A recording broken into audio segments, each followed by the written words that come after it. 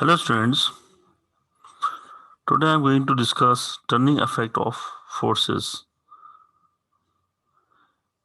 I have done so many questions about turning effect of forces and you can search in my YouTube channel. Now I am going to discuss basic concept of turning of effect of forces. What is turning effect of forces? So before discussing this concept, I want you all should know about forces. What are forces? Basic concept of forces is very simple. Force हमारे पास क्या है? Force ये है कि जब हम किसी object पर को मूव करें या मूव करने की कोशिश करें तो ये अफेक्ट हमारा फोर्स होगा. Simple. When we apply action और करते हैं किसी ऑब्जेक्ट पर वर्किंग करते हैं तो ये हमारी फोर्स है.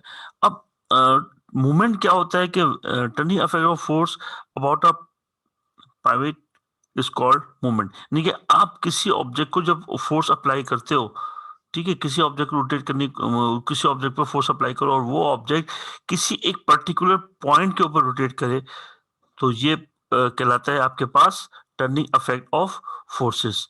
अब टर्निंग अफेक्ट ऑफ फोर्सेस में इसकी बहुत सारी एग्जांपल्स हैं. फॉर एग्जांपल, जब आप डोर ओपन करते हो, ठीक है, फिर इसी तरह आप किसी स्पैनर को रोटेट करते हो या आप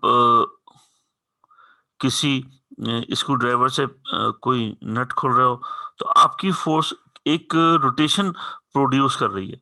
या आप ये देखो लोड वेल बीरो के जरिए मूव कर रहे हो, ठीक है, या आपने लीवर का कॉन्सेप्ट देखा होगा. लीवर किस तरह से अप्लाई हो रहा है तो आपकी फोर्स किसी ऑब्जेक्ट को एक टर्निंग इफेक्ट प्रोड्यूस करें तो ये आपका मूवमेंट या टर्निंग इफेक्ट ऑफ फोर्स कहलाएगा. देखिए, आपकी फोर्स से वो ऑब्जेक्ट किसी पर्टिकुलर पॉइंट पर रोटेट करे. अब वो पर्टिकुलर पॉइंट जो है वो क्या करेगा, वो कहलाता है पाइवेट. ठीक है. अब आपके पास मूवमेंट ऑफ फोर्स बेसिकली आपकी अप्लाई गई फोर्स और एक पर्टिकुलर पॉइंट पाइवेट जिसे कहते हैं उस तक का डिस्टेंस होता है. ठीक है. तो ये आपके पास टर्निंग इफेक्ट का कॉन्सेप्ट है. अब इसकी मजीद मैं एग्जाम्पल्स आपको डिस्कस करूं. फॉर एग्जाम्पल, इसका जो मेन फॉर्मूला है कि आपके पास टर्निंग इफेक्ट ऑफ फोर्स या मूवमेंट होता है फोर्स मल्टीप्लाई बाय डिस्टेंस. यानी कि जहां आपनी का लाइन ऑफ एक्शन है वहां से आपका पर्टिकुलर पाइवट तक डिस्टेंस. फॉर एग्जाम्पल, अगर यहाँ बात करें तो यहाँ पर हमारे पास ये मैन जो अप्लाई कर रहा है फोर्स, ठीक है, इस स्टोन को मूव करने के लिए, तो इसमें आपके पास टर्निंग इफेक्ट दो तरीके से प्रोड्यूस हो रहा है. ये ऑब्जेक्ट को ये इसको मूव करने के लिए ऑब्जेक्ट को नीचे की तरफ पुश करेगा. तो इस ऑब्जेक्ट की फोर्स से इस तक पाइवट इस पॉइंट सेंटर पोजीशन तक का डिस्टेंस, ठीक है, ये कहलाएगा आपके पास एंटी क्लॉकवाइज. ठीक है. और फिर यहाँ पे जो वेट है, वेट और वेट से पाइवट तक का डिस्टेंस ये कहलाएगा आपके पास क्लॉकवाइज टर्निंग इफेक्ट. ये मैं आगे डिस्कस करूंगा कि इसमें दो टर्निंग इफेक्ट प्रोड्यूस होते हैं, एक क्लॉकवाइज और एक टर्निंग इफेक्ट एंटी क्लॉकवाइज. अब इसमें आगे देखिए, इसकी एक बड़ी एग्जांपल है. A boy loses the nut using 0.25 meter long spanner. He supplied 50 Newton of force on the spanner. Calculate the moment of a force produce it. तो आपने सिंपल इसमें दो चीजें दो क्वांटिटी गिवन है, एक फोर्स 50 न्यूटन और एक इसका डिस्टेंस 0.5. तो आपने यही फॉर्मूला अप्लाई करते दोनों का प्रोडक्ट ले लिया और ये आपके पास न्यूटन मीटर आ गया. ये न्यूटन मीटर में आंसर आ गया मूवमेंट की. तो मूवमेंट की यूनिट होती है वो है न्यूटन मीटर. अब आगे प्रिंसिपल ऑफ मूवमेंट क्या होता है ये जरा सा आपको अंडरस्टैंड करना है.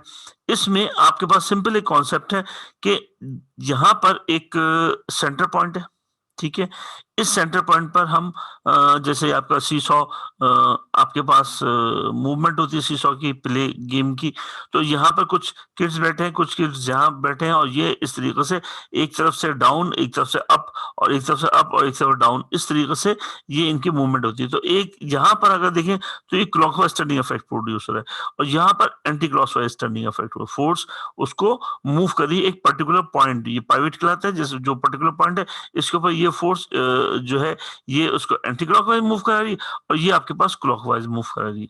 अब इसमें अगर ये इस बिल्कुल दोनों क्लॉकवाइज और एंटी क्लॉकवाइज दोनों बैलेंस हो जाए, तो ये ऑब्जेक्ट एक पर्टिकुलर पॉइंट के ऊपर आपके पास ये ऑब्जेक्ट स्टेशनरी स्टेट में हो जाएगा, यानी कि इक्विलिब्रियम पोजीशन में आ जाएगा। ठीक है, तो ये आपको इसमें इक्विलिब्रियम कंडीशन समझनी होती है। इक्विलिब्रियम कंडीशन क्या है? इक्विलिब्रियम मींस बैलेंस, यानी कि वो एक पर्टिकुलर पॉइंट पर वो ऑब्जेक्ट बैलेंस हो जाएगा। अब इसकी एक छोटी सी वर्क एग्जांपल देखिए, यहाँ पर 100 न्यूटन फोर्स है, और उसका पाइवट वो सेंटर पॉइंट है, सेंटर पॉइंट तक डिस्टेंस इसका क्या है आपके पास 15 सेंटीमीटर। ठीक है, फिर एक दूसरा मेटल ब्लॉक है जो इसके साथ हमने रख दिया है, और उसका जो डिस्टेंस है वो है आपके पास 20 सेंटीमीटर। ठीक है, अब यहाँ पर वो मेटल ब्लॉक का हमें वेट मालूम नहीं है, तो हम simple principal of equilibrium apply करते हैं। यहाँ पर अप्लाई हो रही है हमारे पास एंटी क्लॉकवाइज टर्निंग इफेक्ट, और यहाँ प्रोड्यूस हो रहा है क्लॉकवाइज टर्निंग इफेक्ट। तो हमने इस अननोन को फोर्स को मल्टीप्लाई किया 20 से, और नेक्स्ट 100 मल्टीप्लाई बाय 15। तो according to principle of equilibrium movement, आपके पास प्रिंसिपल ऑफ इक्विलिब्रियम जो है वो ये इसमें बताते हैं कि क्लॉकवाइज और प्रिंसिपल ऑफ मूवमेंट बताते हैं क्लॉकवाइज और एंटी क्लॉकवाइज हमेशा इक्वल होते हैं। So you can see simply से F into D means 400 multiply 15 must be equal to unknown force और वेट मल्टीप्लाई बाय 20। ठीक है, ये आपने दोनों इक्वेट कर दिया, और इस तरीके से यहाँ 20 जो है डिवाइड किया, और कैलकुलेशन के बाद आपका आंसर आता है 75 न्यूटन। तो इस तरीके से हम इक्विलिब्रियम कंडीशन में इसी फॉर्मूले को अप्लाई करते हैं, फोर्स मल्टीप्लाइड डिस्टेंस। अब अगर क्लॉकवाइज अप्लाई करना है तो हम यही फॉर्मूला क्लॉकवाइज ले लेते हैं, और अगर एंटी क्लॉकवाइज अप्लाई करना है तो इसी फॉर्मूले को हम अप्लाई करेंगे एंटी क्लॉकवाइज के एंटी क्लॉकवाइज। तो सिंपल मैंने तरीके से आपको एक्सप्लेन कर दिया। Thank you very much, good bye.